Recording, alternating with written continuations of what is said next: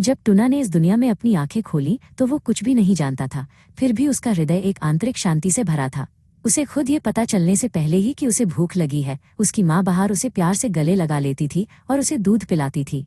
Tuna को ऐसा महसूस होता था मानो ये दुनिया उसके आने से पहले ही उसके लिए बहुत सावधानी से तैयार की गई थी। एक गर्म घर, ममता भरे हाथ और सही समय पर मिलने वाला पोषण उसे धीरे से फुसफुसाते थे कि वो यहाँ एक विशेष अतिथि है। 3 साल की उम्र में टुना के लिए दुनिया एक बहुत बड़े खेल के मैदान जैसी थी।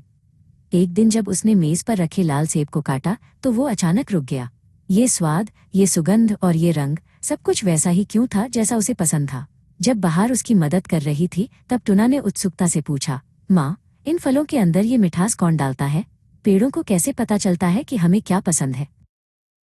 7 साल की उम्र तक आते आते टुना एक गहरा पर्यवेक्षक बन गया था।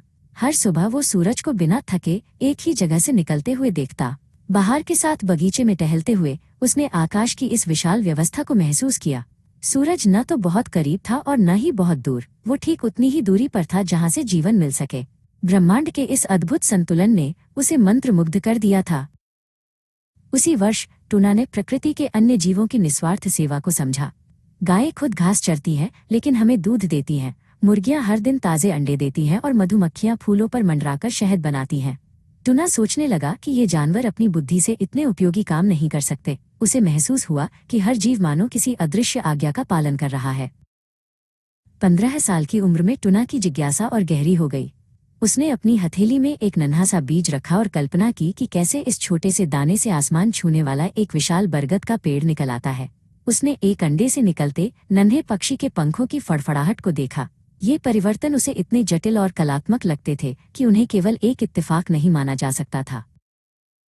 स्कूल में अपनी किताबें पढ़ते समय टुना को एक सच्चाई समझ आई। जिस तरह कोई किताब खुद नहीं लिखी जा सकती और कोई चित्र बिना चित्रकार के नहीं बन सकता, वैसे ही यह संसार भी अपने आप नहीं बना है। उसने सोचा, यदि एक अक्षर भी अपने लेखक का पता देता है तो यह विशाल ब्रह्मांड रूपी पुस्तक और इसके भीतर की अद्भुत कलाएं निश्चित रूप से एक महान कलाकार, सृष्टिकर्ता का बोध कराती हैं। 25 साल की उम्र तक पहुंचते पहुंचते टुना अब ब्रह्मांड को एक विशाल कला प्रदर्शनी की तरह देखने लगा था। वो जो भी फल खाता, जो भी सुंदरता देखता, उसमें वो सृष्टिकर्ता के गुणों को पढ़ पाता था। उसका हृदय कृतज्ञता से भर गया।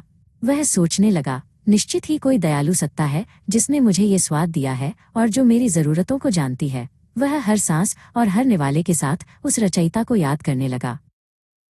इन वर्षों में टुना के दिल में एक नई इच्छा जागी, अनंतता। इस दुनिया की सुंदरता अद्भुत थी, लेकिन सब कुछ बहुत जल्दी खत्म हो जाता था।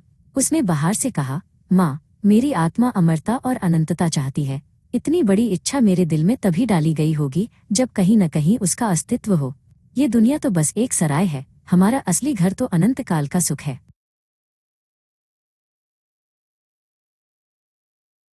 40 साल की उम्र तक पहुंचते हुए टुना समझ गया कि जीवन केवल मौज मस्ती नहीं बल्कि खुद को निखारने की जगह है।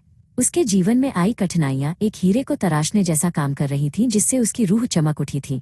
उसने पूरे विश्वास के साथ महसूस किया कि यह दुनिया एक परीक्षा का मैदान है, जहां हर घटना इंसान के भीतर के उस अनमोल गुण को बाहर निकालने के लिए विशेष रूप से रची गई है।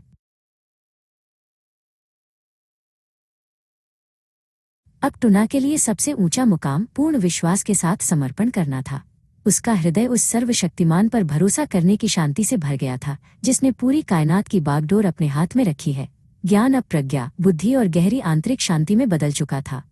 जीवन की यात्रा की शुरुआत में उस छोटे बच्चे ने जिस तैयार दुनिया को महसूस किया था, वो अब अनंत शाश्वत सुख की तैयारी में बदल गई थी।